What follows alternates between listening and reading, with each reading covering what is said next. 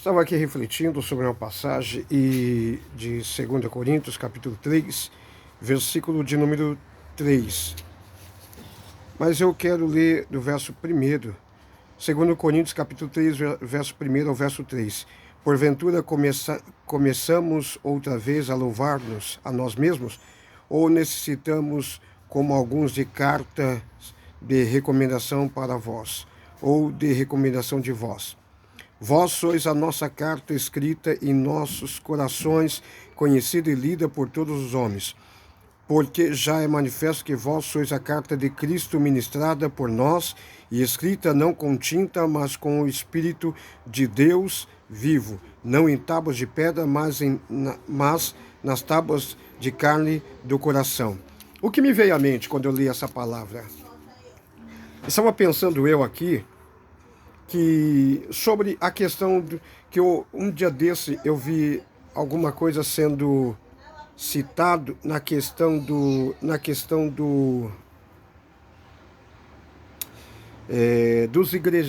desigrejados. O termo desigrejado. Estava analisando eu esse termo. Irmãos, eu penso um pouco diferente de algumas pessoas. Não acredito que exista desigrejado. Pode existir, assim, pessoas que se encontram, vamos usar esse termo que popularmente todo mundo diz, assim, desviado, desviou, saiu fora do caminho do Senhor. E quando fala de desviado, a Bíblia diz que pecar é errar o alvo, né? Então a pessoa está em pecado, está desviado, está errando o alvo, está em outro caminho, a não ser Cristo. Mas desigrejado, não acredito que existe esse termo. A pessoa pode, sim, ele pode ficar um período sem comparecer a uma casa de oração, porque Jesus falou, a minha casa será chamada casa de oração. Eu penso que esses prédios, edifícios construídos, obra de alvenaria construída pela mão do homem, não são o templo do Espírito Santo e nem tampouco são a igreja do Senhor. A igreja do Senhor somos nós. Paulo diz que nós somos a igreja de Cristo. Nós somos templo do Espírito Santo. Paulo também disse isso. Nós somos templo do Espírito Santo. Paulo também falou que nós somos morada de Deus em espírito.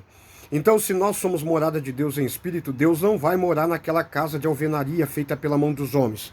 Deus se apresenta ali, vai estar ali, a partir do momento que eu, você e outro estejamos ali. Fazendo o quê? Praticando aquilo que as Escrituras mandam a gente praticar. A comunhão, no partir do pão e nas orações. A igreja, eu acredito que somos nós. Nós somos a igreja. Quando somos a igreja? A partir do momento que nós guardamos a palavra, respeitamos a palavra de Deus e carregamos a palavra de Deus em nosso coração.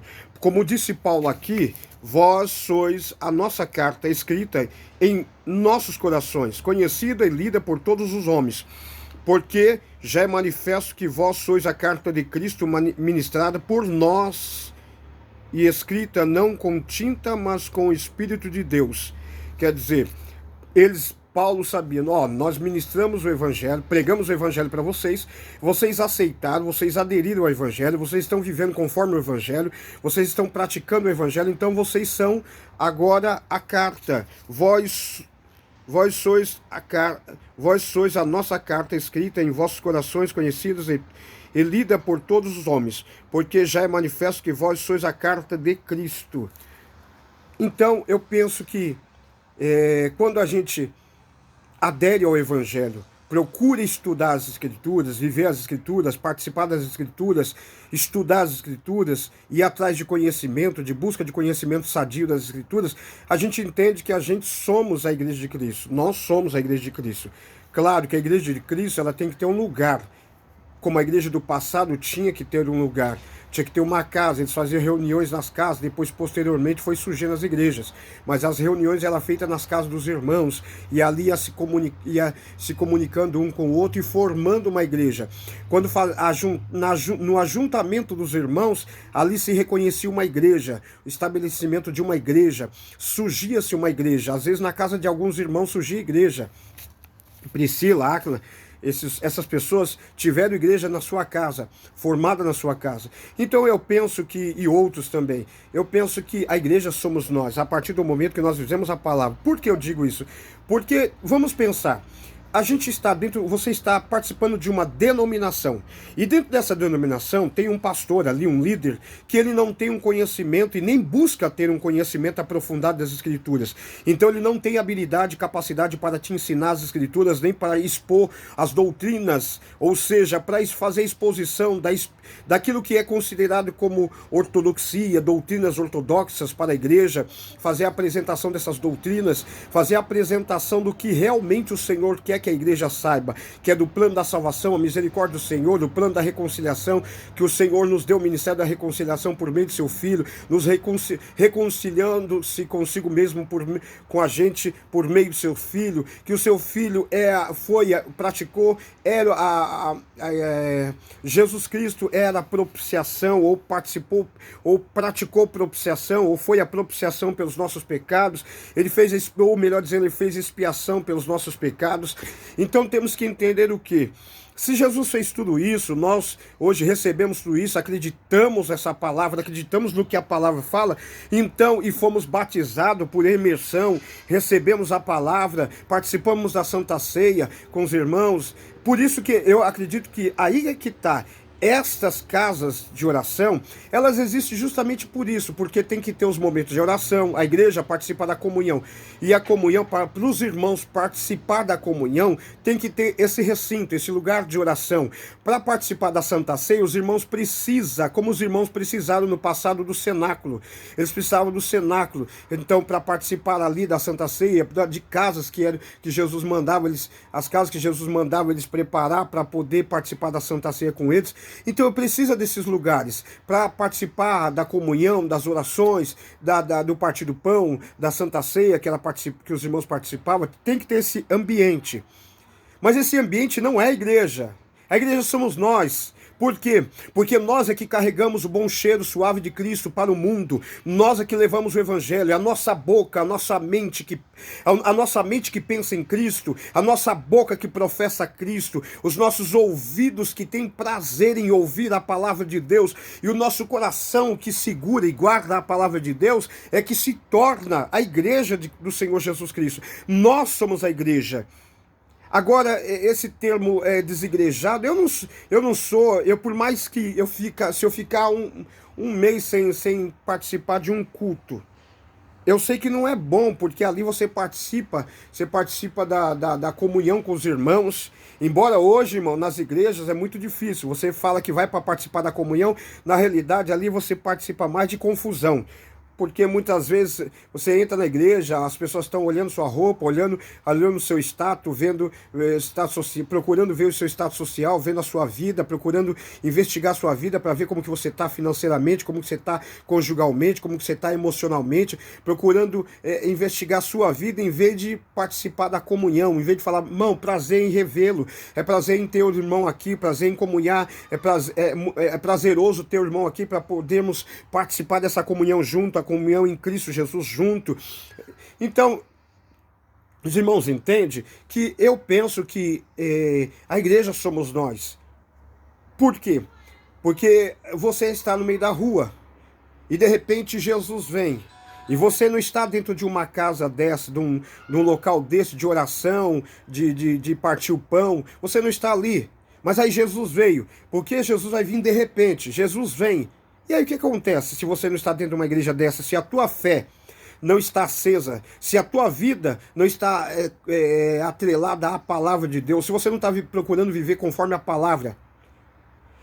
E também tem o fato de você, muitas vezes, a gente está dentro de certos ministérios e sendo apacentado por alguns pastores, e que não está recebendo o alimento sólido, você não está recebendo o alimento sólido, você não tem uma boa educação ali, você não está tendo uma boa instrução ali, o pastor que está ali na frente, de repente, não tem aquela capacidade de te instruir, de abrir os teus olhos. Então, irmão, na realidade, você só está perdendo tempo. Por quê? Porque, de fato, também pode isso acontecer, você pode estar perdendo tempo, de repente Jesus ainda não veio, mas não veio para o mundo, mas vem para você morre. Morre no quê? Morre fumando, porque eu vi muitas pessoas que estavam dentro da igreja, ia para a igreja, participavam do culto, participavam das coisas da igreja. Tem muitos ministérios hoje assim, as pessoas participam dos grupos, dos jograis, de tudo que acontece dentro das igrejas, mas não para de fumar, não para de beber, não para de mentir, não para de roubar, não para de enganar, você entendeu? Não para de adulterar, de fornicar. Então lá dentro da igreja, participando de tudo, e vivendo uma vida podre, uma vida devassa, e não dão bom testemunho, não dão exemplo, não são sal da terra, não são luz do mundo. As pessoas olham para eles, não vê eles como exemplo, e a Bíblia diz que nós temos que ser luz da terra, sal da terra e luz do mundo, e que os homens, o mundo, possam olhar para a gente e contemplar as nossas boas obras, e assim glorificar o nosso Pai que está no céu. Mas se nós estamos dentro de um ministério que não nos ensina a ter ética, a ter bom comportamento, a viver uma vida exemplar, a dar bom testemunho para as pessoas, para que aqueles que estejam de fora contemplem, olhem para nós e vejam um bom exemplo e queira Jesus Cristo por meio do nosso bom testemunho, também não vale de nada. Não vale de nada. Se as pessoas olhar para você, você está dentro do ministério, 20 anos dentro de um mesmo ministério, você fala, poxa, meu pastor é uma benção, esse ministério está crescendo de vento em popa, só que você não tem um bom ensinamento. Por quê? Porque ali não é te ensinado a ter ética no trabalho, no serviço, na padaria, no mercado, no ônibus, na escola. Não é te ensinado essas coisas, não é te ensinado que você tem que ser diferente, não é te ensinado que você tem que ser exemplo, não é te ensinado que você tem que ter uma vida ética, uma vida que você tem que ser luz do mundo. Jesus falou assim, que ele era a luz do mundo, eu sou a luz do mundo, e aquele que me segue não andará em trevas, mas terá a luz da vida. Então, nós que estamos na luz agora, estamos vivendo com Jesus, temos que ter esta luz no nosso coração. Nós temos que saber que o evangelho é isso, é transformação de vida, modificação de vida, purificação de pensamento e mente. Nós temos que ter uma vida modificada pelo poder do evangelho. Então não adianta eu passar 20, 30 anos dentro de um ministério, de uma instituição que se julga religiosa. Por quê? Porque a igreja, a palavra igreja vem a palavra igreja, ela vem de um termo grego que quer dizer que nós estamos ligados ou fomos religados a alguma coisa, separados e ligados a alguma coisa, você entendeu? Igreja tem esse sentido de dizer que nós somos separados, tirados para fora, e ao mesmo tempo nós somos ligados a alguma coisa. E quando você está dentro de uma igreja, você não pode simplesmente estar dentro da igreja. Ou seja, quando você está dentro de uma casa de oração, de um templo de alvenaria, você não pode estar simplesmente dentro dessa casa de oração, fazer parte simplesmente dessa casa de oração e achar que está tudo bem, porque você está ali, você já está salvo, você está ali, você está debaixo das regras do pastor, você já está salvo. Sim, muito bom isso, você está debaixo das regras do seu pastor, do seu líder, que é o sacerdote lá da igreja e tal, é o líder da igreja, é o pastor que está ali para te apacentar, para te instruir, para dar bom alimento para você. Mas se, portanto, esse pastor não está te ensinando, não está abrindo teus olhos, não está tirando os teus olhos da obscuridade, não está trazendo luz para você, não está trazendo entendimento para você do que é ser um cristão, você está perdido do mesmo jeito. Você pode morrer amanhã e de repente você se deparar no inferno, você se deparar num lugar de tormento. Por quê? Porque não foi te abrido os olhos, você não teve os olhos abertos. A pessoa que estava ali não abriu a tua visão espiritual, não te trouxe uma palavra de verdade, uma palavra sadia, uma palavra de orientação, uma palavra que te conduza ao plano de salvação. O plano de salvação é aquilo que Jesus veio fazer. E se você está ali e a sua liderança não faz isso, então também é em vão. Então vamos pensar, ou seja, quando as pessoas falam assim, desigrejado para mim não existe termo desigrejado por isso, porque cada um sabe do que está vivendo. Eu tenho que ter consciência do cristianismo que eu estou vivendo. Eu tenho que saber que eu tenho que ter uma vida de compromisso com a palavra de Deus. Aonde eu andar, a palavra de Deus, ela tem que fluir no meu coração, ela tem que estar no meu coração. Eu tenho que saber que ela tem que fazer parte da minha vida e da minha existência, do meu comportamento ético, moral e religioso. Eu tenho que saber que eu tenho que ser um referencial da glória e da presença do Senhor aonde eu for, para onde eu chegar, e as pessoas têm que saber, senão ali vai um cristão de fato. Entendeu? Então, Então não tem muito a ver com esse termo desigrejado. Eu penso que igreja, de